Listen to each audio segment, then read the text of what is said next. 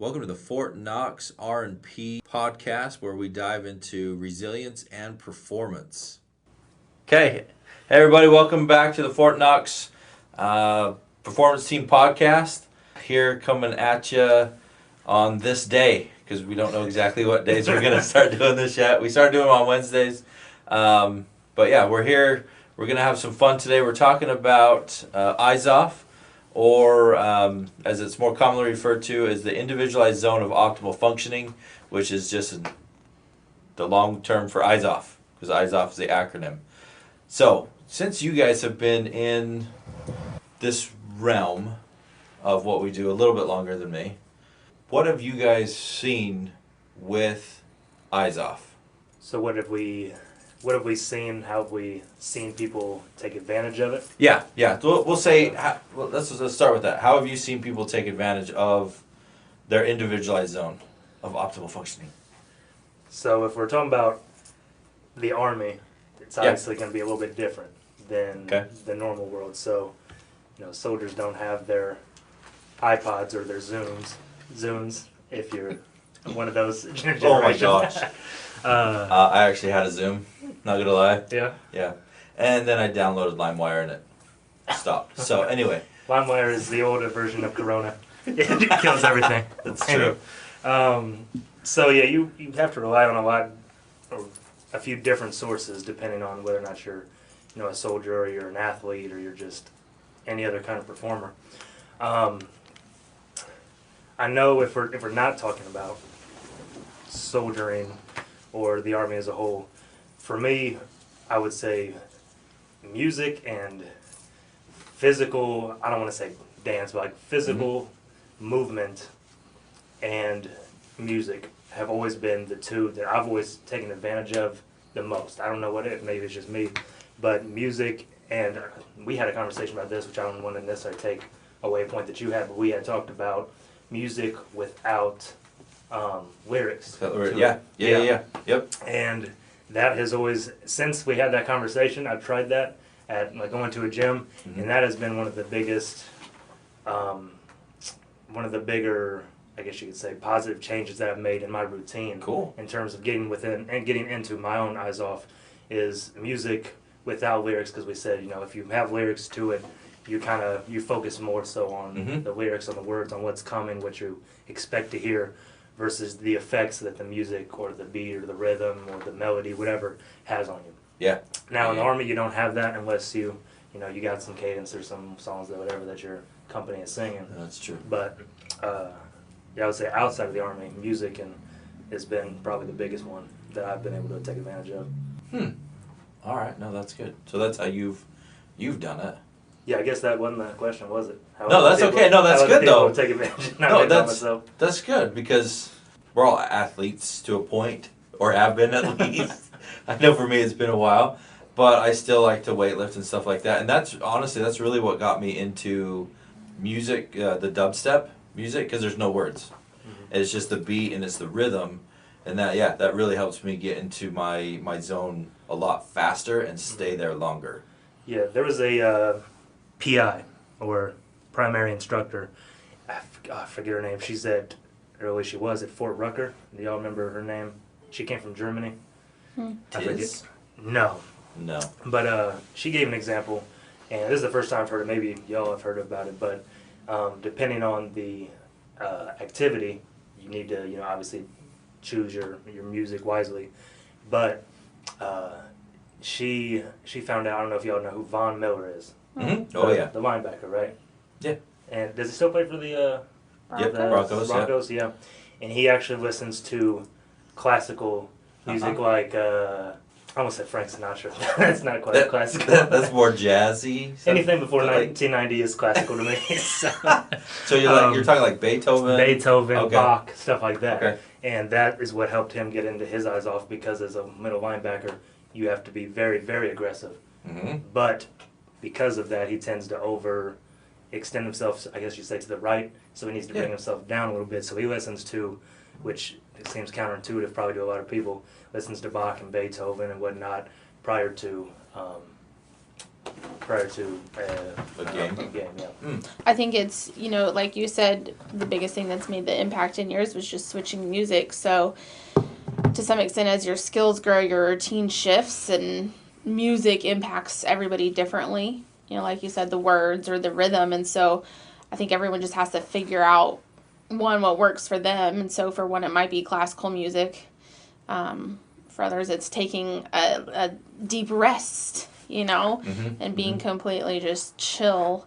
So, you had that really cool story about that pro football player.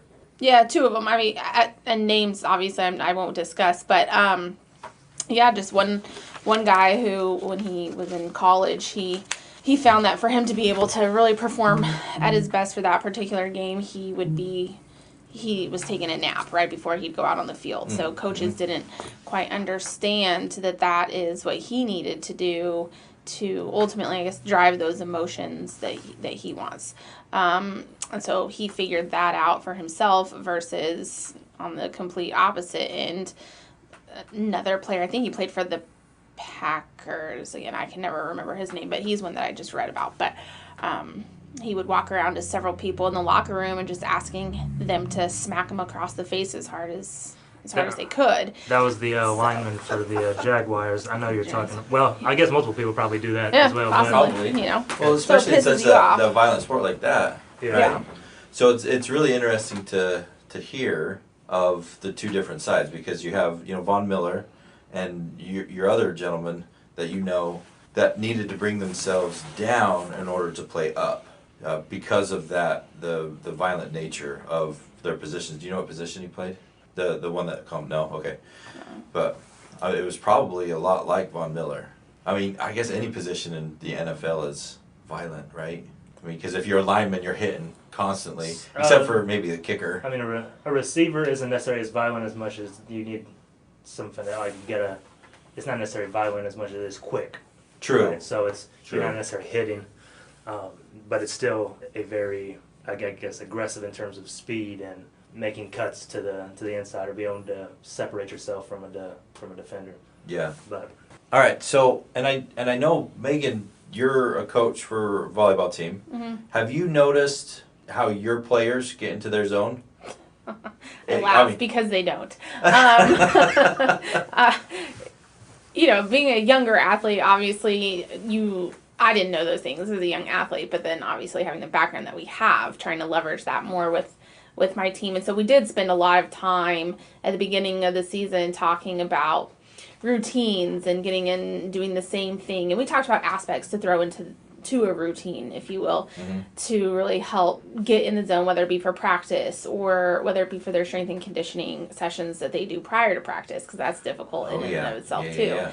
And then for matches, tournaments, and so on. But I don't know. I mean, it's tough. Like, I find myself a broken record over and over, reminding them to do some of these things. And I think sometimes, we just don't know.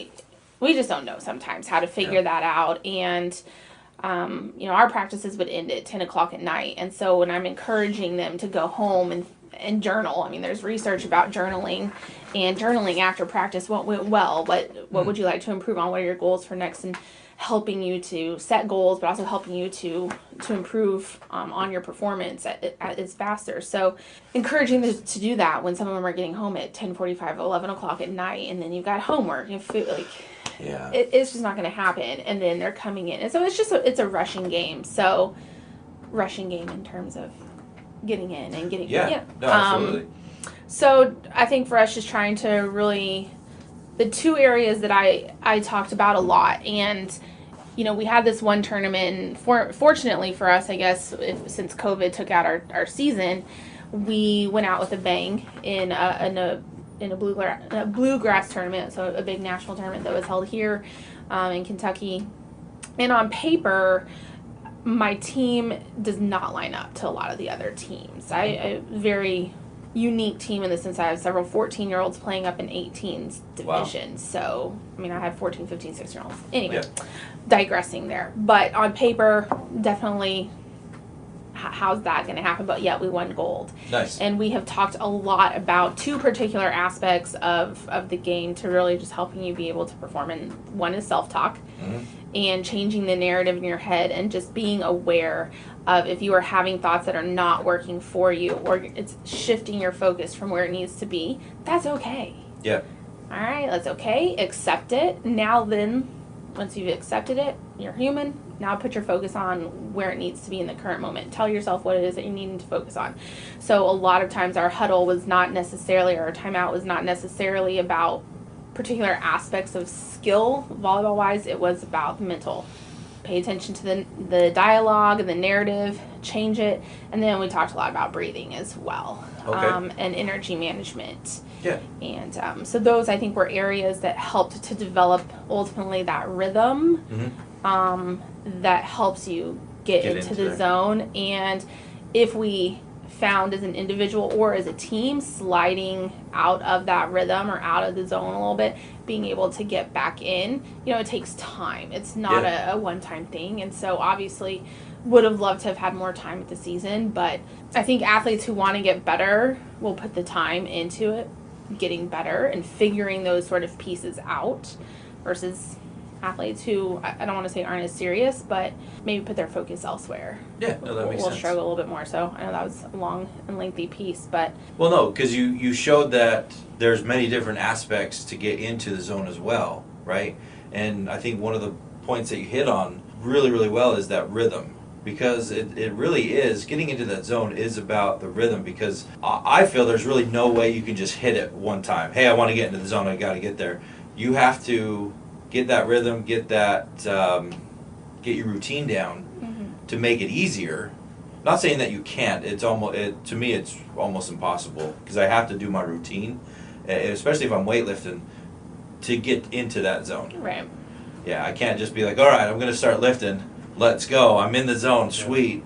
No, it's the rhythm to get into there. John, what have you seen with soldiers, or maybe yourself, or even athletes that you might have worked with? So I'm just listening to the conversation. One of the things that I think about is when I ran track, both in high school and college, I needed different zones, if you were, for different events. So as a sprinter, I needed to be able to calm my body down a lot more in order to feel like I was in a good place to sprint, versus when I was going to do my long jump, I felt like I needed to be a little bit more amped up. But even to a certain degree, like if you've ever watched track and field and watched some of the field or the jumping events, people would start to clap, and a lot of the participants would start a clap going. Yeah. And they would feed off of that energy. But for me, that was counterintuitive. One, because sometimes people just don't clap on rhythm, and that completely throws me off. But yes. Yeah. So, but the other aspect is just that that's not where I needed to be internally to feel like I was going to be able to perform at my best. And I see that with soldiers as well. You've got some, when you go out to the range, they're really amped up, they're really excited, and they shoot well with that energy. But then others, they've just got to be a little bit more subdued, just because of the fine motor skill tasks that they're doing. And I'm going to throw a little bit of controversy out here. Good. So, Adam, one of the things that you said was, I can't just get into the zone. I've got to go through my routine. Yeah. And what I immediately think of is, are you telling yourself that you have to have a routine in order to get into the zone, and that's why you're not able to do it? Yeah. Yes. For me, yes. Yeah. Okay. And I think that, I wonder if that's, a hindrance that many people have. It's like, oh, well, my routine is off, and because my routine is off, I'm not going to have a good performance, or I'm not going to be where I need to be. And I see that just in, kind of everyday living, right? Mm-hmm. Somebody says, oh, well, I woke up on the wrong side of the bed. And so with that thought process, they carry that through the rest of the day, and that impacts their performances.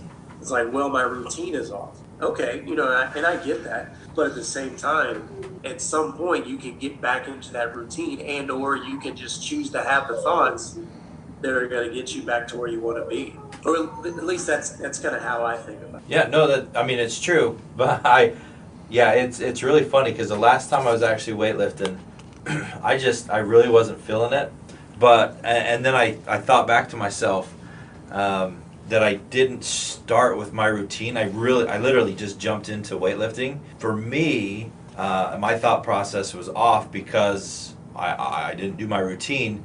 But, it's funny because we do teach this, but we still have to practice it, of getting back into that routine with your thought processes, or not necessarily getting back to the routine, but it's because of your thought processes that you're really off, right? It's not because of your routine per se, but it's that thought process. So, no, it's true, yeah. But I just find for me, it's easier to get into my zone if I do my routine.